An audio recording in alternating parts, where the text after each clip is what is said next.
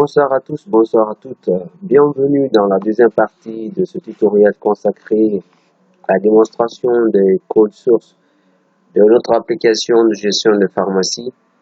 Dans la première partie, nous vous avions montré il y a quelque temps comment nous avons réussi à gérer les commandes fournisseurs en passant par la saisie de livraison, l'enregistrement des fournisseurs, l'enregistrement des produits, donc les codes associés à ces différents menus. Nous vous avions montré à l'époque comment cela est géré.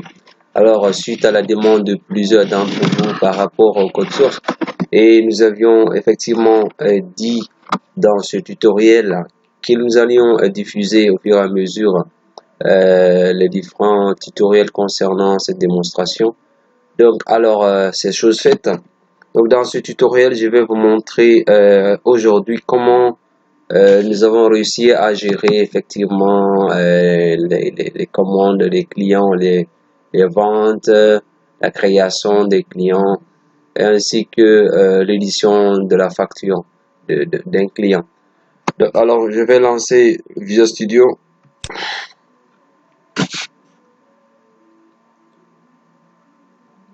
Ensuite, je vais patienter que l'environnement soit chargé complètement avant de sélectionner le projet sur lequel nous allons faire la démonstration, à savoir la gestion de la pharmacie. Voilà.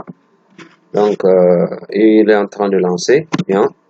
Je constate effectivement, c'est la dernière version qui est publiée le 8 mars dernier par Microsoft Visual Studio, donc à sa dernière version en 2017, le 8 mars, nous avons eu cette version. Comme pour vous dire que nous sommes à la pointe de l'actualité et que la nouveauté, on ne la loupe pas et tout le temps on essaye de notre mieux pour être à jour. Donc je vais lancer l'application Pharmatech.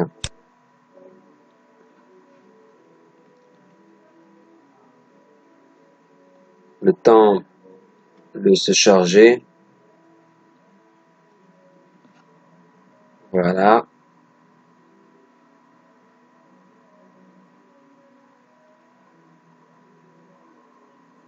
Donc vous allez constater qu'il y a eu des améliorations effectivement par rapport à l'environnement relativement à Visual Studio 2015 qui connaissait effectivement beaucoup de bugs. Il y a beaucoup de bugs dans cet environnement liés à des extensions qui manquaient, qui créaient assez de soucis par rapport aux développeurs. Et notamment, moi, j'ai vécu beaucoup de cauchemars par rapport à la gestion des états, des report views qu'il fallait intégrer à part. Ensuite, il y a d'autres composants qu'il fallait installer pour que vraiment les états et d'autres composants puissent marcher. Donc, ça créait beaucoup et énormément de soucis, chose que j'ai vraiment regretté. Aujourd'hui, effectivement, on est avec la version 2017. Donc, il y a eu des changements et ils ont essayé d'intégrer tous ces éléments à l'intérieur, y compris avant, par exemple, avec la version 2015. Lorsque vous vouliez, par exemple, développer des applications Android, il fallait séparément installer l'extension Xamarin qui permet de développer les applications mobiles Android avec C#. C'est chose faite aujourd'hui, donc vous installez le Visual Studio 2017 avec une option d'installation de Xamarin dans le programme d'installation. Donc voilà, là n'est pas la question aujourd'hui. Donc je vais alors, comme je l'ai dit tantôt, vous montrer comment la gestion du menu client se fait, donc au niveau de la vente. Donc on va vous montrer l'option opération de vente, ajout d'un client et éventuellement à partir de la vente comment éditer la facture. Donc à partir de ce menu ajout client, je vais double-cliquer pour vous montrer effectivement les codes qui sont insérés. Je vais augmenter le zoom. Je vais essayer de masquer cette fenêtre. Voilà. Augmenter le zoom un tout petit peu. Voilà. vous permettre de mieux voir, n'est-ce pas? Alors, dans cette partie, nous avons essayé à partir de la table client de charger tous les clients enregistrés dans la table, donc à partir de dans la data grid. Donc là, cette instruction permet donc d'afficher la liste de tous les clients obtenus à partir de la table. Donc un select star from client pour charger dans la data grid ensuite la liste de tous les clients existants. Alors cette autre instruction présente ici permet effectivement de chaque fois avant d'afficher dans la data grid la liste de tous les clients, on réinitialise la liste pour ne pas qu'il y ait double affichage, triple, voire même donc multiple affichage des mêmes informations. Donc ensuite, après, on affiche quoi, le formulaire client. Donc ce formulaire client que vous voyez effectivement ici, donc est appelé à partir de là. Donc voici la data grid qui contiendra la liste des clients. Donc dès que vous cliquez sur à partir du menu général, quand je clique sur ajout client, il m'affiche ce formulaire-ci avec la liste des clients dans cette liste de data grid. Donc à partir des boutons ajout, actualiser, modifier et supprimer, j'ai la possibilité d'insérer un client. Donc on va effectivement visualiser comment le code se comporte à ce niveau. Donc je vérifie en première position effectivement que le nom du client est saisi. Donc il y a une obligation ici. On peut ne pas saisir le numéro de téléphone ou l'adresse, mais le nom est obligatoire parce qu'il est possible qu'on ait des clients de passage qui n'ont rien à voir avec un client régulier qui est juste de passage qui vient acheter la marchandise. Donc on n'a pas besoin d'enregistrer de tels clients dans la base. Donc on les considère comme des clients comptants. Donc il est donc ici possible de créer un client comptant donc sans renseigner l'adresse et le téléphone. Donc ce qui est géré là. Alors après cette étape, ce que je fais, c'est qu'à partir de là, donc je fais l'initialisation de ma variable commande. J'essaie de l'affecter à la connexion, je spécifie le type de requête que je vais faire. Et là, je fais une insertion dans la table client. Vous pouvez donc constater que là, j'ai fait un listing de colonnes de la table parce que tout simplement, il y a une colonne que j'ai exclue. La colonne exclue, effectivement, concerne l'identifiant ou le code du client. Donc, vous pouvez observer cela à partir de la table client. Vous allez voir qu'il y a une colonne que je n'ai pas énumérée dans la liste de colonnes ici dans la requête. Donc, quand je clique sur la table client, voilà, vous avez le code client donc que je n'ai pas inséré parce que je l'ai défini comme étant numéro auto. Donc, vous pouvez constater effectivement dans la liste de propriétés, c'est du type entier. Et puis, is identity true, ça veut dire que c'est auto-incrément. Donc, ça s'insère automatiquement. Donc, je vais pas l'insérer. Je mets juste le nom du client, l'adresse et le téléphone. Je spécifie les champs devant être renseignés. Donc le nom, la zone de texte, TXT non pli, cette zone de texte qui est présente ici. La zone de texte, elle est là. Donc vous pouvez constater le nom, il est présent là. Ensuite, celui-ci, c'est l'adresse, il est là.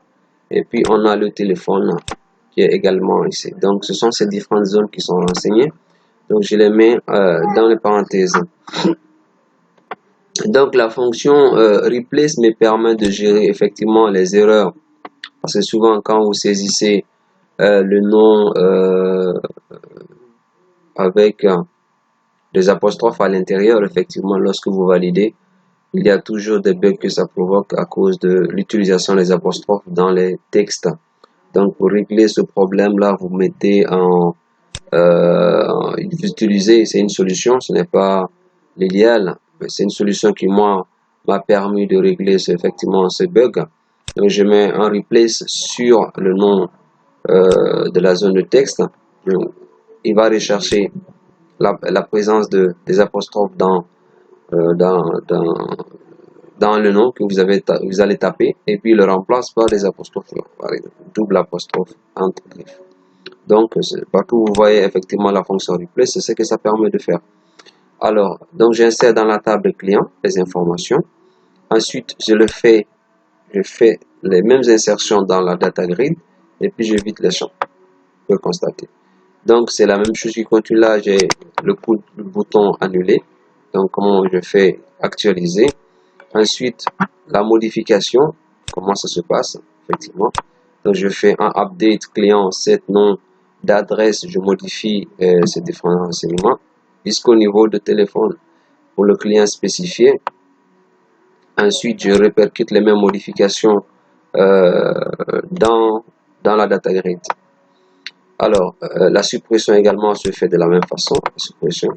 Donc, de la même façon, je fais la suppression, là. Singulièrement, cette ligne signifie quoi? Que lorsque il y a un client que l'on veut supprimer, qui a déjà passé, bien entendu, on fait allusion à des clients, que ce soit un client, des clients effectivement réguliers, parce que les clients au comptant ne sont pas enregistrés en tant que clients. Donc, tandis que leur adresse et le téléphone ne figurent pas dans la base. C'est juste un mes clients au comptant. Donc, lorsqu'on tente de supprimer un client qui a déjà fait objet, donc qui a fait au moins une vente, donc le code du client se retrouve dans la table de vente. Alors, effectivement, cette instruction permet donc d'éviter cette suppression.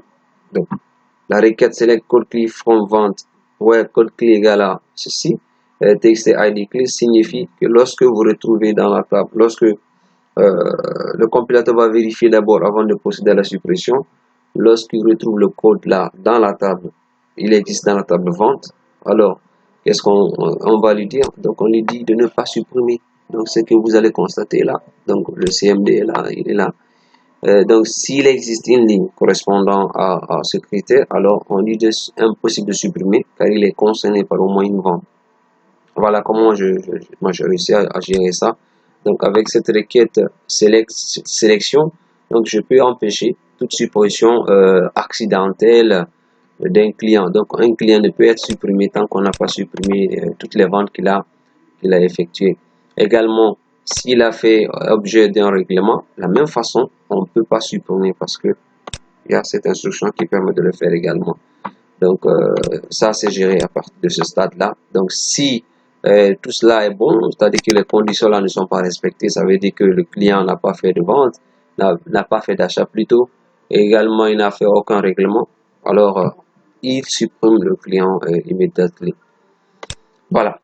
Donc on continue la démonstration, on va aller rapidement vers, donc après avoir inséré un client, ces opérations, on va voir alors comment on a géré la partie vente. Donc je vais double-cliquer sur opération de vente.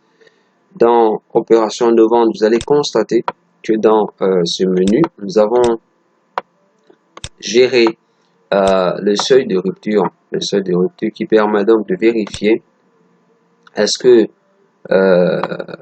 l'article en fait, est-ce qu'il existe plutôt. Dès que vous lancez le formulaire de gestion des ventes, vous êtes alerté automatiquement s'il y a des produits déjà qui ont atteint le seuil de rupture de stock. Donc, l'application vous envoie automatiquement un message, donc une alerte qui vous dit qu'il y a des produits qui font objet de rupture de stock, donc qui vont être approvisionnés. Alors, grâce à cette requête-là, vous pouvez effectivement vérifier. Donc, j'ai fait une requête. D'abord, j'ai fait une vue dans ma base de données, une vue qui permet de vérifier dans la base effectivement est-ce qu'il existe des produits dont le seuil de rupture de stock est supérieur à la quantité réelle. C'est ce que j'ai fait ici. Donc s'il existe dans comment j'appelle dans cette vue un élément effectivement répondant à ce critère, alors je vais lui envoyer ceci. Donc je dis qu'il y a un ou plusieurs produits ayant atteint leur seuil de stock. Donc si vous cliquez sur OK, il va vous envoyer la liste, voir la liste ou sur annuler pour continuer la vente. Voilà. Donc alors effectivement, si la réponse est OK, il va vous afficher l'état. C'est un état que j'ai fait là. Donc ce formulaire là donc affiche l'état des produits qui sont en rupture de stock. Dans le cas contraire, il va vous passer directement au formulaire de vente, donc plus bas. Donc plus bas, vous aurez accès au formulaire au cas où vous cliquerez sur annuler. Il va vous afficher effectivement le formulaire de vente. Alors, dans le formulaire de vente, qu'est-ce que j'ai fait? Je fais d'abord une recherche dans la table vente pour retrouver le dernier identifiant existant, et puis je vais affecter cet identifiant là à la zone de texte TXT ID, c'est-à-dire je vais donc afficher le formulaire de vente que vous allez voir. Je vais afficher le formulaire de vente. Donc je vais dans explorateur de solutions, je vais chercher le formulaire vente client. Voilà, vente client. Donc je vais cette zone où est-elle? Voilà, c'est là. TXT ID vente, donc je vais rechercher dans la table vente le dernier ID qui existe et puis je l'affecte à cette zone. Voilà, c'est ce qui est là. Ensuite, pardon, j'ai dépassé. Voilà.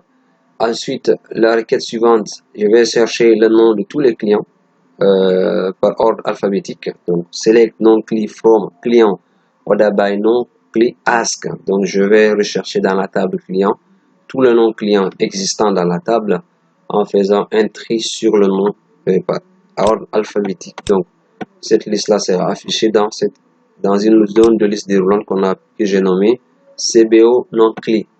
Zone de liste effectivement que vous pouvez avoir ici. Donc, cette zone-là, dont le nom s'appelle CBO non-client. Donc, il va charger dans cette zone-là la liste de tous les clients existants par ordre alphabétique du nom. La requête suivante, qui est une procédure stockée que j'ai créée dans ma base.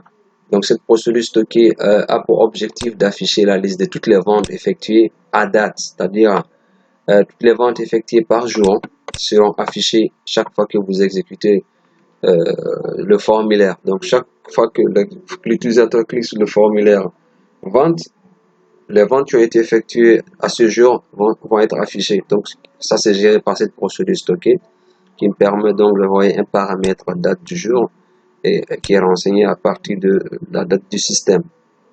Donc, il va récupérer tous les articles vendus le même jour et puis les affiche dans la liste qui est là. Donc, cette liste qui est là, donc, va contenir voyons la liste de tous les produits vendus le même jour, donc à la date actuelle.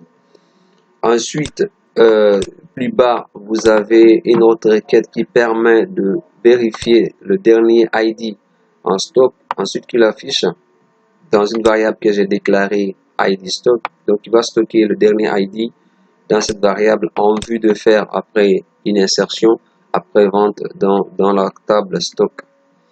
Alors, ces instructions qui suivent permettent donc de calculer pour un premier temps, comme vous pouvez le constater, le total vente en brut. Ensuite, le total des remises ici. Et puis après, il fait le total.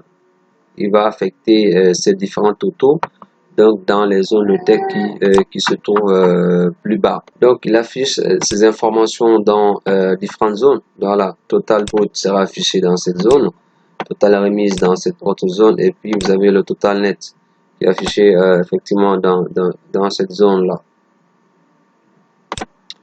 Alors, ensuite, vous avez le code suivant. Voilà, l'affichage. Ensuite, donc, lorsque tout à l'heure, je vous ai dit que lorsque vous cliquez sur OK, il va vous afficher d'abord en première position le rapport, donc l'état sur les produits en rupture de stock. Dans le cas contraire, vous affiche directement le formulaire de gestion de vente, donc vente client.show. Voilà comment à l'intérieur du menu, à partir du menu opération de vente, comment on fait appel à ce formulaire. Donc à partir de là, vous avez le formulaire qui se présente devant vous. Alors, lorsque vous prenez le nom, vous sélectionnez le nom du client il affiche les informations du client, donc l'adresse et le téléphone, dans les zones correspondantes. Donc le code ainsi fait. Donc vous avez à partir de là une requête qui fait appel à la table client, dont le nom est spécifié dans la zone de liste déroulante. Ensuite, on récupère les informations de ce client-là qu'on va afficher dans les zones de texte, c'est-à-dire le numéro, l'adresse et le téléphone. Ensuite, plus bas, il va effectivement recalculer le montant brut et puis le montant de la remise qui seront affichés. Ensuite, lorsque vous sélectionnez un produit, donc à partir de la zone, vous tapez le code du produit. Lorsque vous tapez le code d'un produit, je crois c'est pas à ce stade. Je vais répondre la sélection. Voilà. Je vais répondre la sélection. Donc je viens là. Je vais dans propriété. Je clique sur l'icône événement. Je vais chercher l'événement correspondant dans lequel voilà, c'est ici Keypress. Non, pas Keypress. Un instant, c'est pas Keypress. C'est plutôt dans Lost Focus. L'instant, je vais voir ça de près. Il doit y avoir un problème. Alors, je vais vérifier rapidement. Vous allez observer. Je vais vérifier rapidement. Et il doit y avoir un petit souci par rapport au code qui se trouve dans la zone. Je vais donc essayer de régénérer pour voir effectivement si ça marche. Donc, je vais régénérer le code pour m'assurer effectivement que je n'ai pas oublié un petit détail par rapport à cette partie. Parce qu'effectivement, je sais que j'ai écrit un code à l'intérieur là. Nous allons attendre. On va voir en régénérant si on va obtenir un bon résultat. Ça veut dire que le code existe et que je dois le retrouver. Dans le cas contraire, oh, je serai contraint de le voir ça de près. Voilà, la régénération est terminée. Je vais lancer l'application. Voilà, et je vais me connecter. Je vais admin. Voilà. Bien. Vente, opération de vente. Voilà. Je vais annuler. Sélectionner un client. Ensuite, je vais. Ok, ça marche. Sélection. Quantité. Je pense, par exemple, référent dans. C'est une boîte. Et je peux montrer, voilà. Facture. Facture.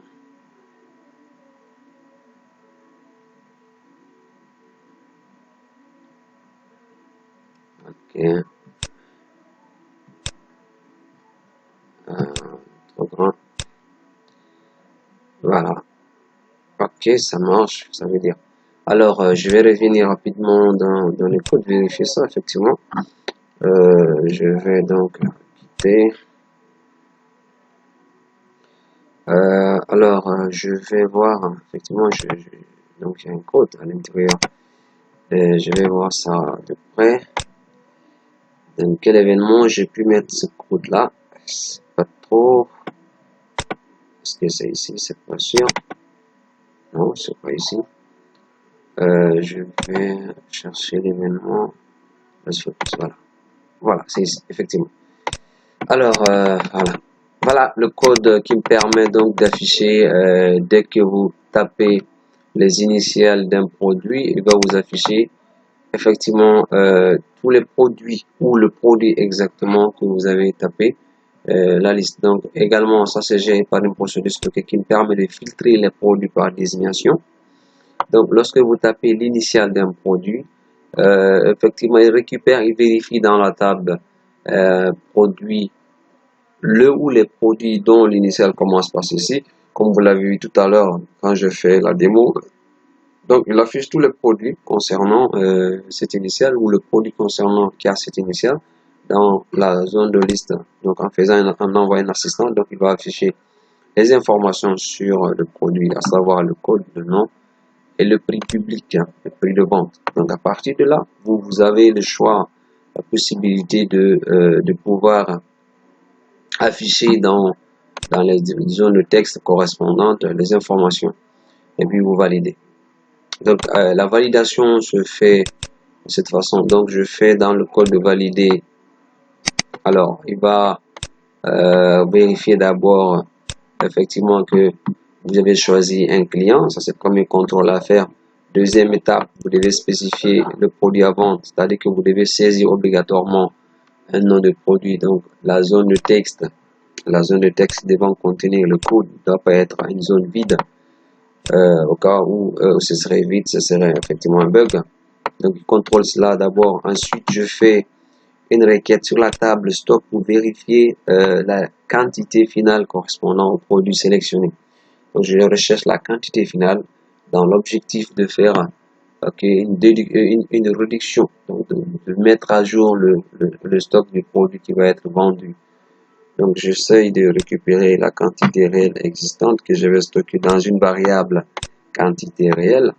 Ensuite, je vérifie est-ce que la quantité réelle, effectivement, saisie n'est pas la quantité réelle se trouvant dans la table stock n'est pas inférieure à la quantité saisie. Dans le cas contraire, on dirait qu'il est impossible de valider la vente de ce produit car la quantité saisie est supérieure à celle existante en stock. Si vous souhaitez cependant continuer, il va falloir approvisionner. Voilà, ça vous permet donc de vérifier que la quantité saisie n'est pas supérieure à la quantité que vous avez en stock. Voilà, je continue donc, je fais donc une requête sur la table vente. Je fais une requête sur la table vente. Donc, vous faites une requête sur la table vente dans l'objectif de vérifier que le numéro de facture que vous allez éditer n'est pas en double, donc n'est pas un numéro de facture que vous allez attribuer à un autre client. Donc, c'est ça l'objet de cette requête, c'est pour vérifier que le numéro que vous allez valider, la facture que vous allez valider tout à l'heure, n'est pas une facture que vous avez déjà attribuée à un autre client. Donc, c'est ça l'objectif de cette requête-là. Alors, elle permet donc de vérifier que une même facture n'est pas attribuée à deux clients. Donc ensuite, lorsque cela est validé, donc lorsque cela n'est pas réalisé, donc lorsque le numéro de la facture n'est pas en double, vous pouvez donc insérer dans la table vente à partir de la requête ici présente. Donc vous insérez dans la table vente les informations saisies par l'utilisateur. Après, vous insérez dans la recette, donc cela est considéré comme étant une recette. Donc, dans la table recette, vous allez insérer les informations. Donc, en mettant effectivement l'expression vente de. Donc, lorsque vous validez la vente, effectivement, vous allez voir, c'est écrit dans la table recette vente de tel produit, la date, il met le montant net et puis le numéro de la facture. Ensuite, dans la table de stock, il y aura donc une mise à jour. Donc, vous avez constaté plus haut, j'avais récupéré l'ID du stock dans le menu tout à l'heure. Ensuite, je récupère la quantité récupérée, la quantité réelle. Je fais une déduction. Donc, je fais une réduction de cette quantité-là, de la quantité saisie. Et puis, je fais quoi? J'ajoute les informations validées dans la liste de vente. Et je récupère à nouveau l'ID vente suivant. Donc, l'ID suivant concernant la vente, je vais le récupérer, le stocker encore dans l'ID vente. Donc, dans la zone de texte TXT ID vente. Et ensuite, je vais récupérer également pour le cas de stock, l'ID stock. Et puis, je fais les calculs du montant brut. Donc, le montant brut, le montant remise et puis le montant net que je vais stocker dans les différentes zones avant de vider les champs. Donc, voilà comment effectivement la vente elle est validée. Donc, les boutons actualisés permettent effectivement d'annuler le contenu des zones de texte. Donc, lorsque vous souhaitez effectivement imprimer la facture, il suffit donc de de cliquer après avoir validé, effectivement, après avoir validé la vente, vous cliquez sur le bouton facture. Dans le bouton facture, vous avez comment j'appelle, une procédure qui permet de convertir le montant de la facture en lettres. Donc, je vais vous montrer comment on va aller directement à cette fonction, cette procédure, j'allais dire.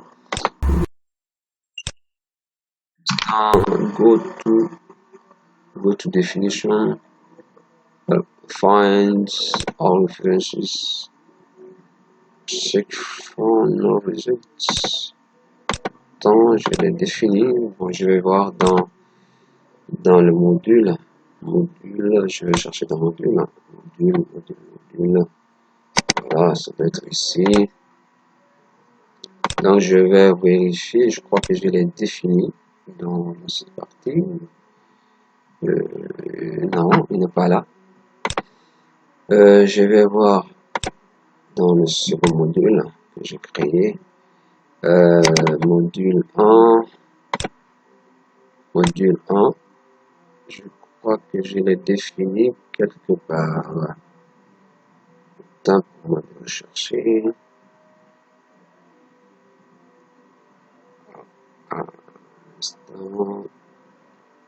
Non, c'est pas ici.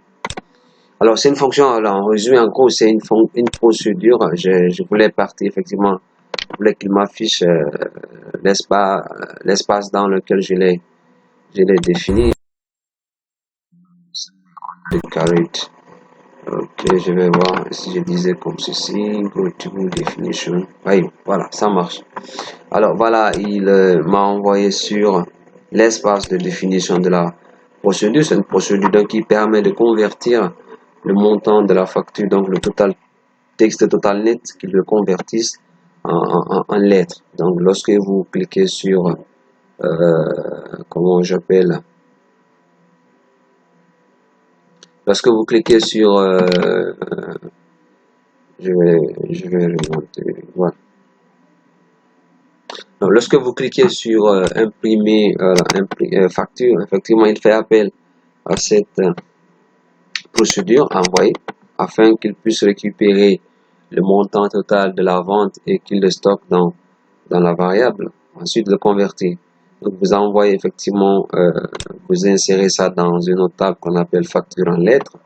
Donc le montant converti en lettres obtenu est stocké dans cette table. Ensuite, que nous allons effectivement envoyer dans l'état. Donc cette table permet donc d'afficher le montant en lettres dans l'état que nous allons pouvoir afficher. Donc voilà en gros comment cette partie se déroule, comme on l'avait dit. Donc dans le prochain tutoriel, je vais vous montrer comment